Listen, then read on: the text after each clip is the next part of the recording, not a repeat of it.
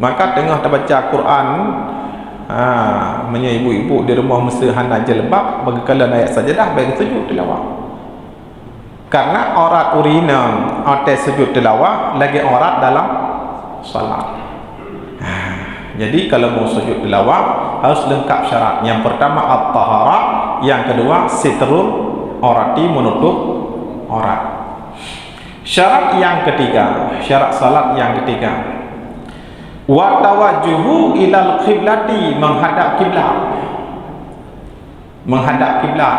Kan masa sagoje kita baca Quran ke kedih baru bantu ayat sajadah belak dengan saya Quran lu tertuju ke baru. Sama seperti syarat salat. Sebagaimana syarat salat harus menghadap kiblat, wa tawajjuhu ilal qiblati, menghadap kiblat, maka sujud tilawah juga harus menghadap kiblat.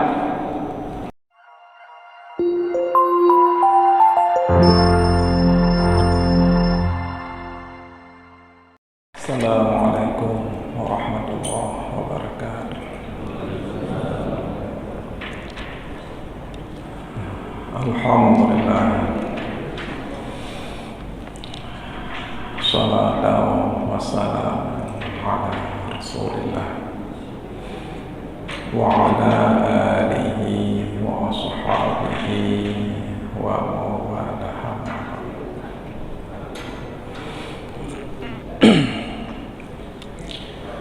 Hadirin sidang jamaah salat Zuhur yang dirahmati Allah.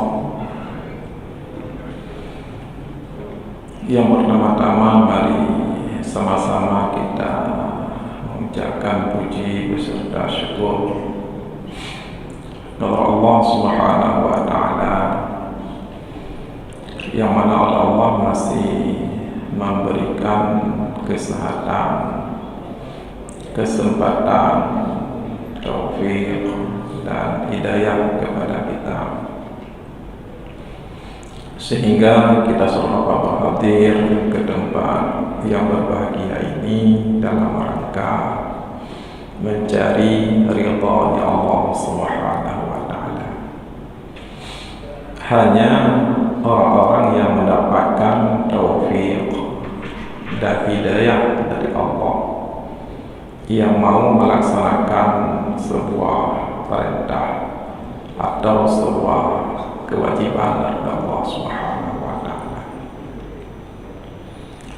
Selawat beserta salam mari sama-sama kita sanjungkan pada syamalam Nabi Muhammad sallallahu alaihi wasallam, juga kepada Allah dan sahabat beliau sekalian. Yang kami muliakan Ketua Remaja Masjid PKM Abu Munshi, seluruh hadirin hadirat sedang jamaah salat Zuhur yang dirahmati Allah. Dalam kesempatan yang sangat singkat ini kita mengulang mengkaji kembali tentang sujud tilawah. Kenapa ini kita sampaikan? Karena hampir semua kita di dalam bulan suci Ramadan itu mengkhatamkan Al-Quran. Hampir semua itu. Artinya mayoritas 80% kita khatam Al-Quran. Pasti kita menemukan surah sajadah, mungkin lebih kurang 15 tempat yang sunat melakukan sujud tilawah. Ini adalah saat pertama. Maka ini selalu kita ulang, kita kaji kembali. Alasan yang kedua kenapa ini kita sampaikan, karena kita lihat praktek di lapangan dalam sujud tilawah itu kadang-kadang tidak sesuai dengan aturan yang sesungguhnya. Banyak yang sujud tilawah tapi tidak sesuai dengan format yang ada, dengan aturan yang ada. Artinya cara operasionalnya bukan seperti itu. Maka dalam kesempatan yang sangat singkat ini kita mengulang kaji kembali tentang sujud tilawah. Jadi bukan sujud sajadah. Orang ada yang menyukai itu sujud sajadah. Itu ayat sajadah. Kalau sujud tilawah. Jadi kita tukar. Kalau memang sering kita sebutkan sujud sajadah, bukan ayat sajadah. Kalau sujud tilawah. Apa hukum sujud tilawah itu? Hukum sujud tilawah kalau bagi imam dan bagi munfarid, orang yang salat sendirian, atau bagi orang yang baca Quran biasa, hukumnya itu sunnah. Jadi sunnah hukum sujud tilawah itu khusus bagi si imam dan bagi si munfarid, orang yang salat sendirian, dan khusus bagi kita yang membaca Al-Quran atau mendengarkan ayat sajadah. Itu hukumnya sunnah. Adapun bagi si makmum, hukum sujud tilawah itu kalau imam sujud, makmum bukan sunnah sujud tilawah. Kalau imamnya sujud, artinya sujud tilawah. Makmum wajib mutabaah imam, berarti bukan sunnah sujud tilawah. Artinya kalau seandainya imam sujud, makmum sengaja berdiri tegak tidak mau sujud, itu kan perbuatan sunnah. Kita anggap sepele itu bukan sunnah itu. Kalau imam sujud, makmum itu wajib sujud tilawah, bukan sunnah. Buktinya kalau imam sujud, makmum sengaja tidak sujud, batal salatuhu, batal salatnya. Berarti bukan lagi sunnah. Kita anggap bertanya, alah membuat sunat ni, bagi tujuk duku ilmu benda, hidup nak payah tujuk. Kan sunnah.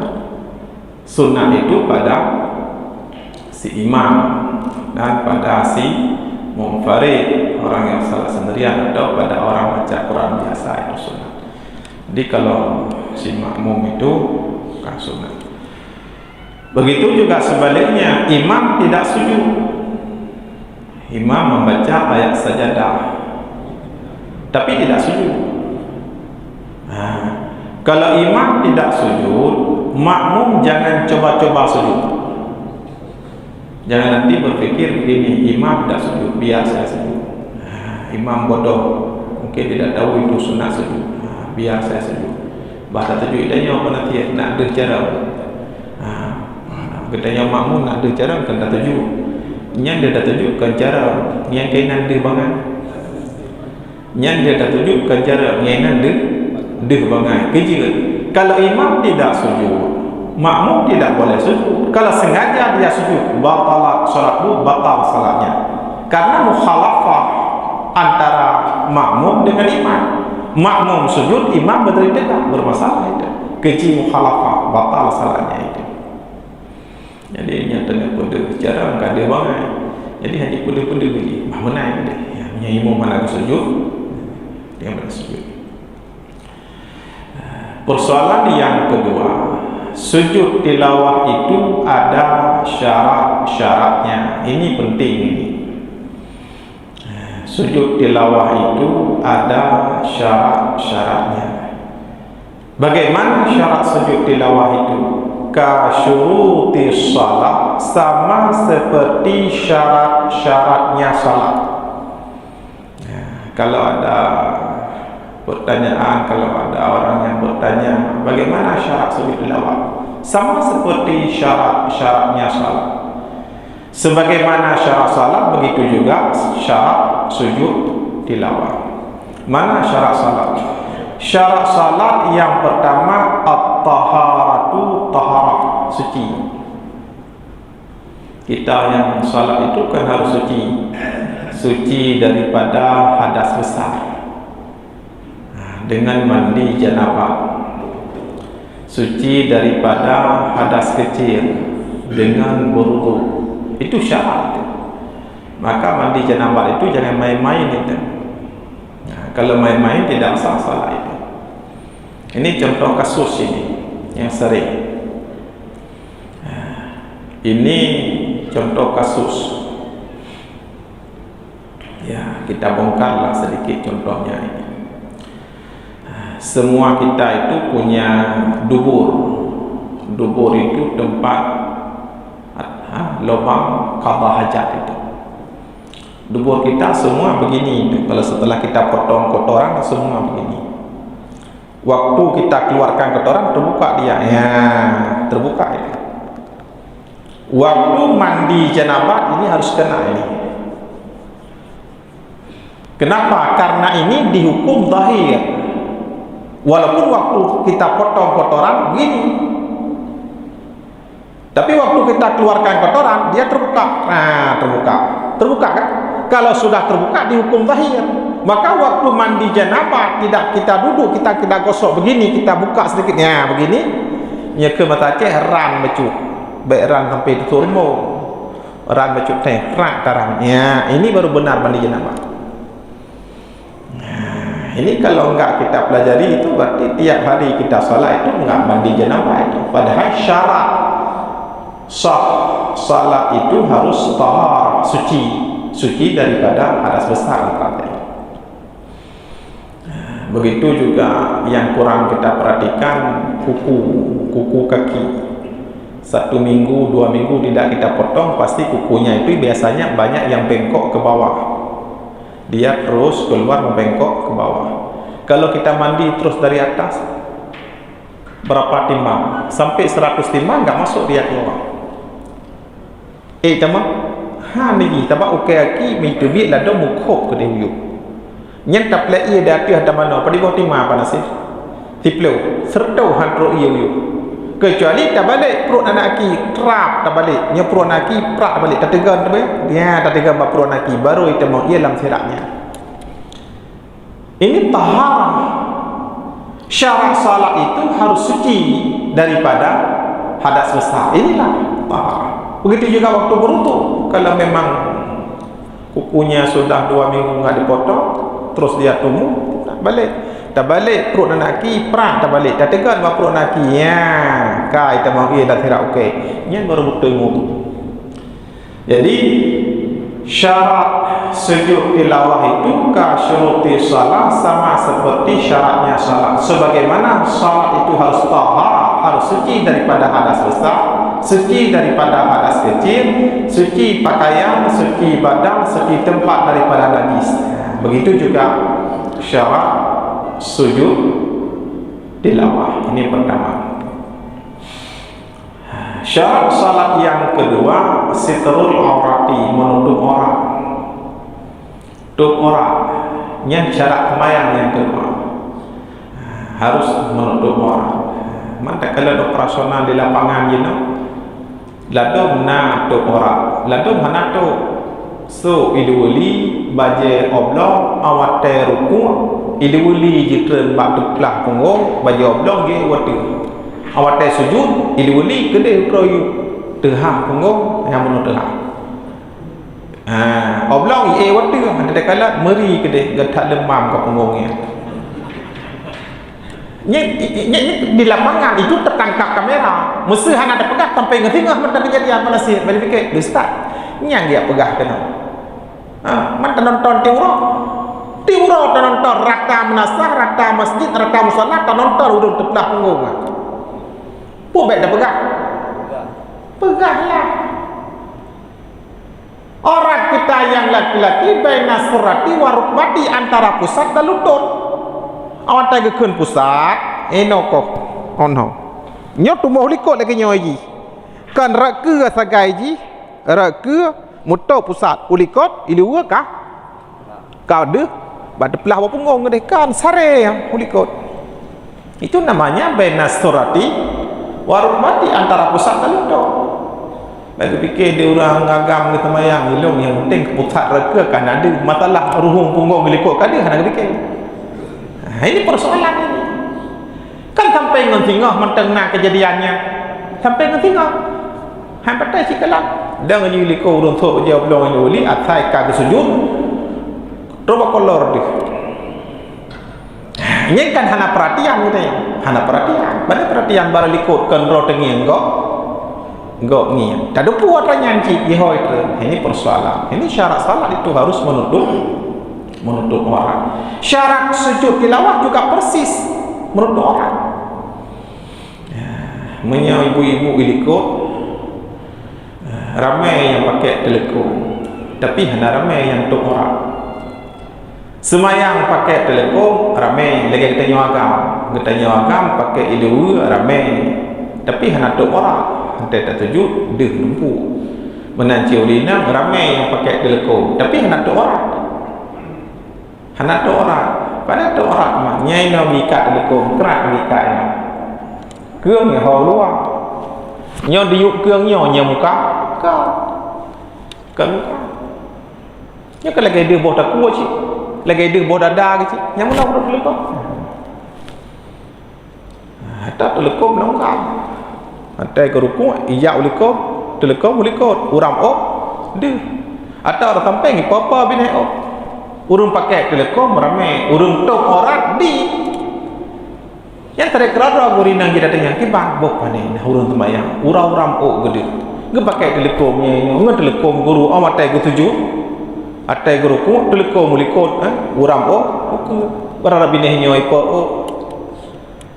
Maka ramai. Urang tok morak berken urang pakai telekom ramai tok morak lang temayang di hana tinggal dia tepak aki tak mampu kos kaki untuk jak bak pesta ya pakah hendak kos kaki dikrek di urinan khusus untuk temayang sak lantah untuk temayang ke dapat jak lawi TI asal kau temayang cok kos kaki tu bukannya teman menyakan datuk kah dele kos kaki yang terbaik lagi kos kaki awak main bola pandai dia celah-celah orang flu gitu apakah gitu nyok kos kaki hanasu awak teh hanasu awak teh kena sujud ya kepada di urinang nyong ka kena sujud nyok panati pada berah urinang teh kena sujud ka kepada sami Allahu liman hamidah nyok ka kena sujud panati nyantai kena sujud di urinang supaya baik dia dapat aki getipak di jakrong ya gepegat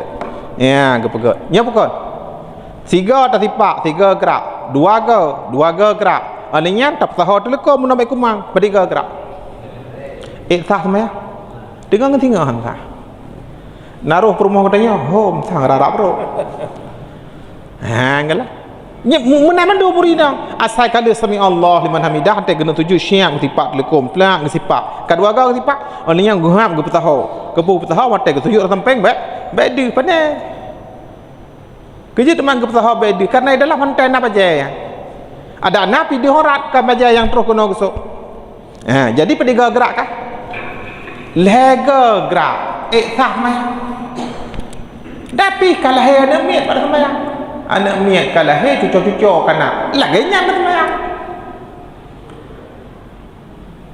sembahyang dum natre kang ukuran kalah anak miat kasih pelu cucuk pelu mantang lagi nyaman sembahyang bacaan selesai selesai ini persoalan jadi syarat sujud tilawah ka syuruti salat sama seperti syaratnya salat. Syarat salat yang kedua apa? Sitru aurati menutup aurat. Syarat sujud tilawah juga menutup aurat. Maka tengah terbaca Quran ibu-ibu di rumah mesti hana jelbab bagi kalian ayat sajadah bagi sujud tilawah. Karena aurat urina atas sujud tilawah lagi aurat dalam salat. Jadi kalau mau sujud tilawah harus lengkap syarat. Yang pertama at-taharah, yang kedua sitrul aurati menutup aurat. Syarat yang ketiga, syarat salat yang ketiga. Wa tawajjuhu ilal qiblati, menghadap kiblat. Menghadap kiblat. Kan masa sagoje kita baca Quran, ke kedih baru. Bantu ayat sajadah belak dekat saya Quran. Lu tertuju ke baru. Sama seperti syarat salat. Sebagaimana syarat salat harus menghadap kiblat wa tawajjuhu ilal qiblati, menghadap kiblat, maka sujud tilawah juga harus menghadap kiblat. Baik kita baca Quran sagorodi. Ante terus buat sujud tilawah geser Quran peluk tertuju ke utara maju.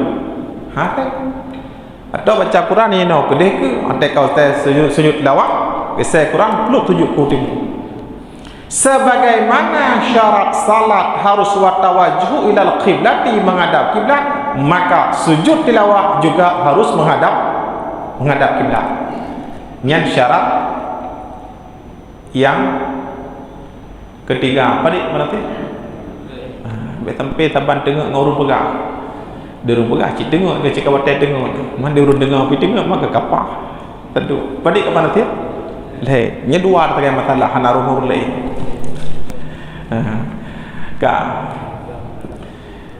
Syarat yang keempat, syarat salat yang keempat, bidukhulil waqti dengan masuknya waktu. Syarat sembahyang kan kita mawate. Kalau zuhur zawal tergelincir matahari. Maka menyogalam kita mawate nyen hana tru hana wajib sembahyang. Kepul pegah mana? Itu baiknya nak sembahyang dalam kita mawate. Coba kita perhatikan, kita analisa. Contoh, salat sunat qabliyah.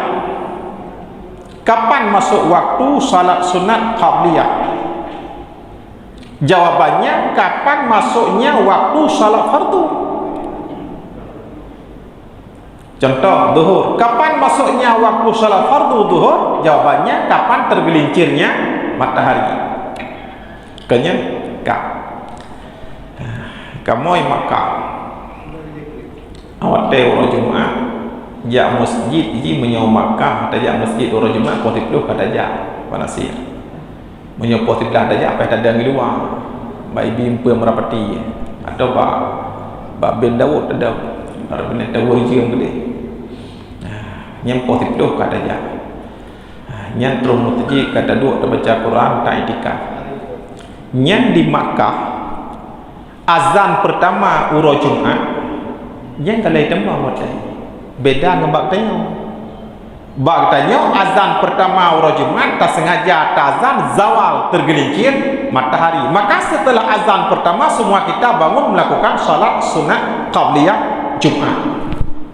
Kepu tak sembahyang sunat qabliyah Jumaat karena kaitan watai Jumaat. Pajai tamang watai Jumaat jawabannya pajai tamang watai lehu. Pajai tamang watai lehu jawabannya pajai tergelincir matahari. Azan pertama katanya bukan tergelincir matahari.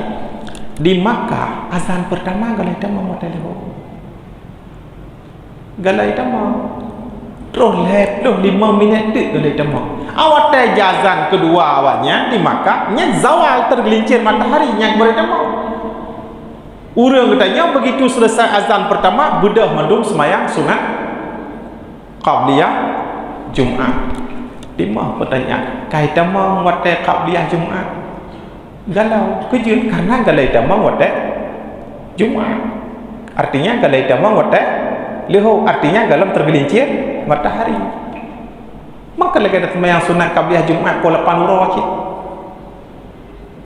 tabal lagi ada semayang Jumaat semayang sunat qabliyah Jumaat pola pauro kalau itu mau watai yang payah pegang barunya yang manasik umrah yang jajak warak kemudian apa dia bangai ke warak dia dan kan tidak ada pi sare urang tanya Asia, Indonesia, Malaysia, Thailand, Brunei kan hari budak karena kebiasaan azan pertama kita sudah masuk waktu azan mereka azan pertama belum masuk waktu buru budak urang tanya orang budak ini kan budak ya kata tu luar merah-merah dikede.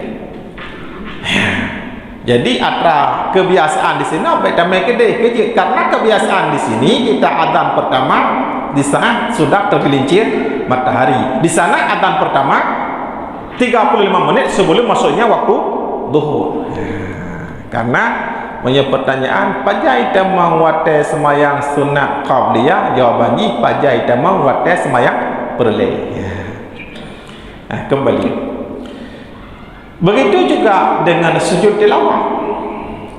Sujud tilawah itu ya sama seperti syarat salat.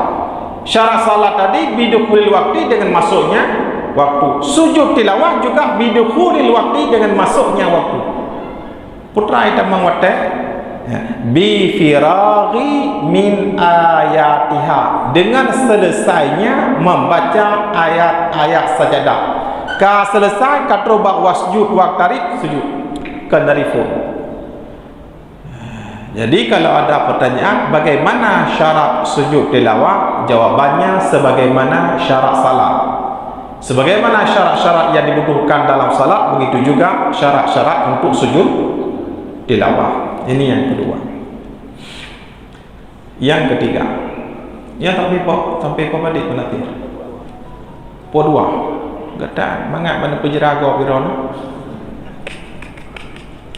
Nya ada depu aja orang hanya tajik dia. Depu kan? Manya malam je tak todor dengan aku Allah. Membuka ke. Nya ke istighal dengan ilmu, berbimbang dengan ilmu, afdalun min afdalit ta'at. Siga-ga taat adalah babih wa ta'i minta ilmu. Karena minta ilmunya bukan sunat wajib. Manfaatkan. Nya tadu tiap sabar lagi resmi sunat 100 rakaat. Tiap kedua sabar lagi pahala haji dan umrah. Tiap kedua raya tak pahala haji. Balik batal. Yang ketiga, sujud tilawah itu ada rukun-rukunnya. Sujud tilawah na rukun atau na hal-hal yang wajib dilakukan. Khusus li ghairi musallin, bagi yang bukan si musalli, artinya bukan orang salat. Bukan orang salat.